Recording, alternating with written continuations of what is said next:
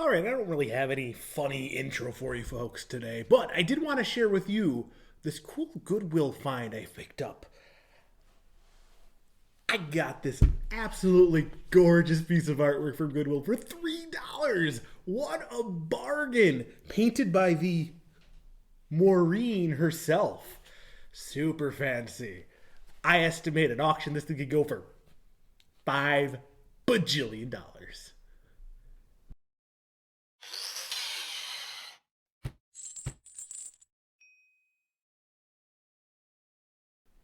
Hello, friendos. This is Chain, welcoming you back to Chain of Commander.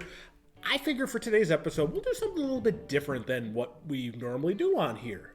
Pretty much, over my experience, I found that people, they tend to use the term trigger a bit generously, using it for terms that aren't really actually triggers and things of the sort. So I figure for today, we're going to go over the differences between triggers, activated abilities, replacement effects, static effects, that sort of stuff, so that everybody has a general idea of what counts as what and helps avoid confusion in the future. So this isn't meant to be an in-depth, complete analysis, comprehensive differentiational between all the different things. It's just meant to be a light kind of overview to help you quickly identify what counts as what sort of effect or ability. So if there's anything I miss in this, if you folks already are knowledgeable over this sort of stuff out there, and I miss something that you think is pretty important, definitely stick it in the comments below. Not everybody is as enfranchised as some of us. Some people are just learning and new. So anything we can do to help them out would be just beneficial to the community as a whole. That said, let's get started by looking at activated abilities. Activated abilities are an excellent starting point because they're probably the most intuitive version of abilities. In fact, their names pretty much describe exactly how they work. They're abilities that you activate. They're formatted in a way to be recognized as cost:effect, where if you pay the cost, you get the effect.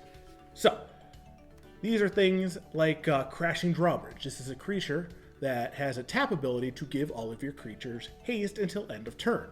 To pay the cost, the only thing in front of that colon is tapping it. So all you need to do is tap the drawbridge to get the effect. However, if you look at something like Sinister Concoction, this is an enchantment that can destroy a creature. However, to pay for this activated ability, you would pay 1 black mana, pay 1 life, mill 1 card, discard a card, and sacrifice Sinister Concoction to get the effect. Now that is a lot of stuff to do before the colon, and you can't partially pay either. It's not like something where if you can only do 3 of the things, you can do 3 of the things and get the rest of the effect. Just like if you walk into a store and try to buy a $5 item with $3, they're going to look at you, tell you to give you their other $2, or you don't get the product. That's how activated abilities work in this regard. So the more stuff in front of the colon, the more difficult it can be to pay for the effect. There's one other kind of activated ability, and this is the activated ability known as loyalty abilities of planeswalkers. Unlike the colon kind of way to denote an activated ability, these use the weird kind of shape things with numbers, with plus and minus numbers in it, where the way to pay for the activation ability is by adding or removing the appropriate amount of loyalty counters from the planeswalker to get that ability. So while they don't look aesthetically anything like the other two, they operate very, very similarly, except they utilize these loyalty counters instead of other game mechanics. Now, activated abilities, I quite frequently hear people kind of get mixed up with our next ability, and that is triggered abilities.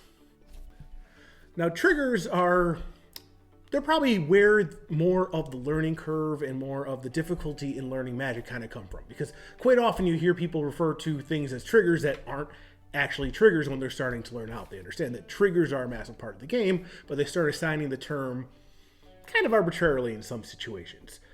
They're also very difficult to remember, and a good chunk of the game is remembering your triggers. I actually have a video about that right up there. You can check that out. Maybe you get some good tips on how to remember your triggers going forward. But that said, the main difference between a triggered ability and an activated ability is when they happen. Activated abilities, you choose when they happen as long as there's no timing restrictions on the effect that say, oh, we'll only do it at sorcerer speed or only during your turn. Triggered abilities happen in response to game mechanics. So there's two primary forms of triggered abilities. There are triggered abilities that occur when a game action occurs, or there are triggered abilities that occur when you get to a specific point in the game. So the best way to kind of tell a triggered ability on a card is not, you don't get like a tap symbol, you don't get the colon or anything like that, but they normally begin with the words when, whenever, or at.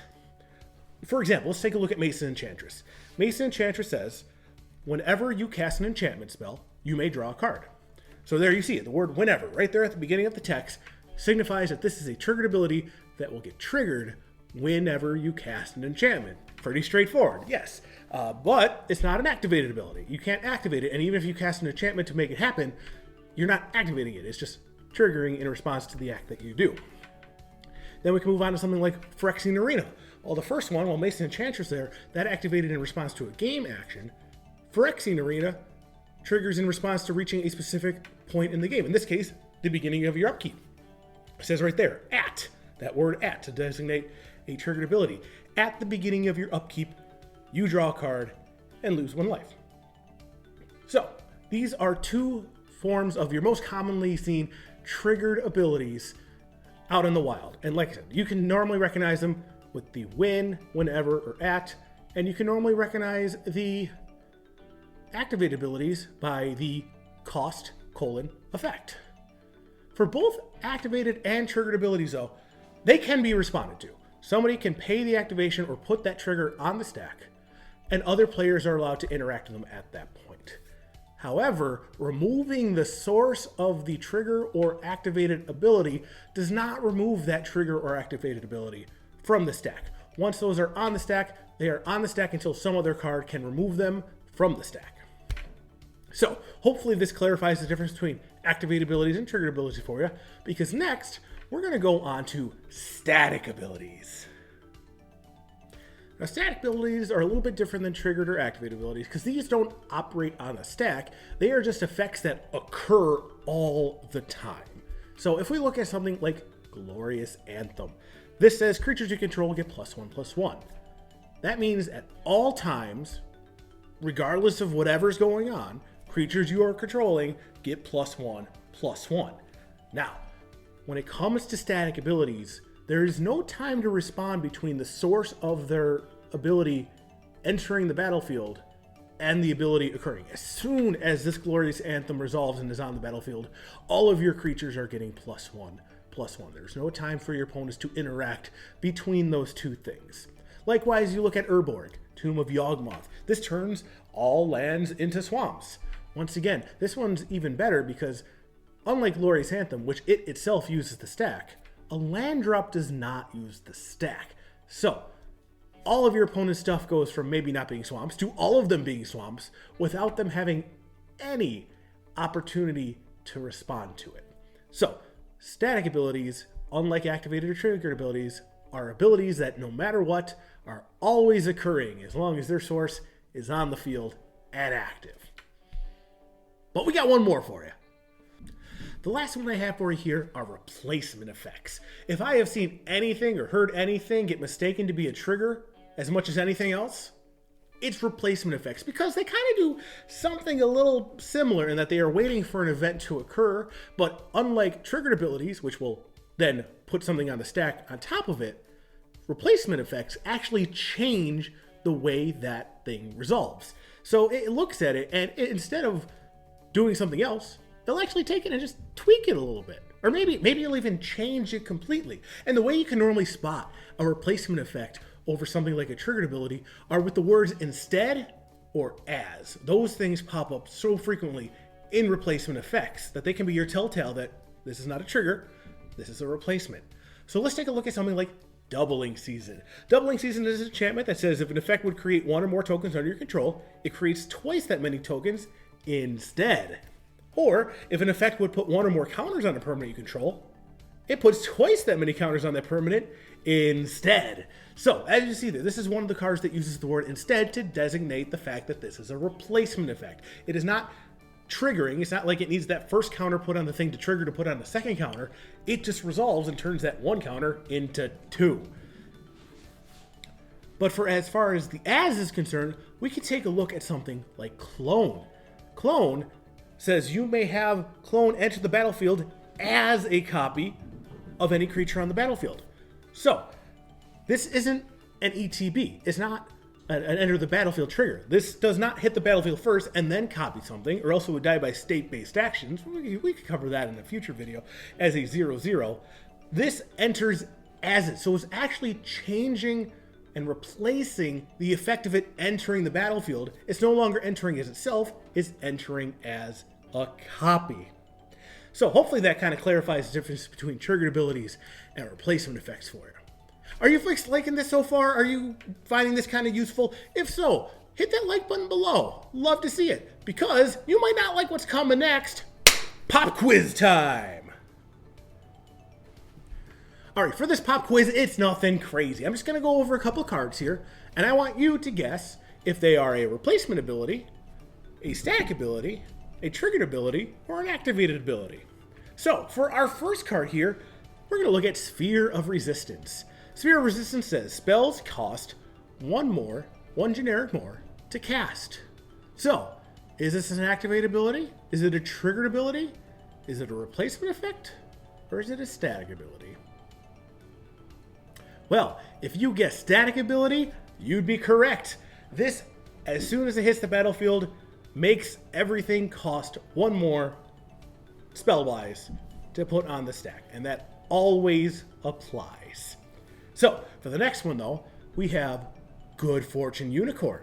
Good Fortune Unicorn says whenever another creature enters the battlefield under your control, put a +1/+1 counter on that creature. So once again, is this an activated ability, a triggered ability, a static ability, or a replacement effect? For those of you out there that said triggered ability, you know what you're looking for. You saw that whenever at the beginning of the statement, and you thought, hey, that is a sign of a triggered ability, and you'd be correct. 1 point for you. Now, the last one I got for you here. This is Tayam Luminous Enigma. Tayam Luminous Enigma states, each other creature you control enters the battlefield with an additional vigilance counter on it. And pay 3, remove 3 counters among creatures you control. Put the top 3 cards of your library into your graveyard. Then you may return a permanent with converted mana cost 3 or less from your graveyard to the battlefield. So, does Tayam have an activated ability, a triggered ability, a replacement effect, or a static ability? Well, I threw a little bit of a curveball at you for this one because it actually has 2 abilities. The first ability, each other creature you control enters the battlefield with an additional vigilance counter on it, is a replacement effect. It replaces the way the creatures enter the battlefield, normally without that counter on it. Now they come in with that counter on it.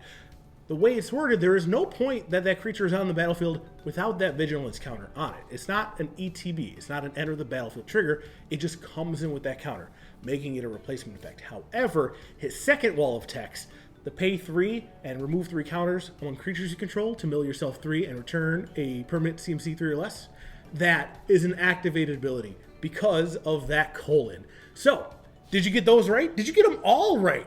If you got them all right, reward yourself by subscribing to this channel. You deserve awesome EDH content going forward, and I'd love to have you folks join us. If you didn't get them all right, subscribe anyways. I'm sure that I can give you some more knowledge. And you know, if any of you have any questions, feel free to hop in to the Chain of Commander Discord, where you can message me directly with any questions you might have. I will do the best of my ability to get you the answers you deserve. Beyond that, I hope you folks learned something today, or at least clarified a little bit of confusion out of your head for you. Thank you very much for joining me today. I'll see you guys again next week. Go Bills! Hey!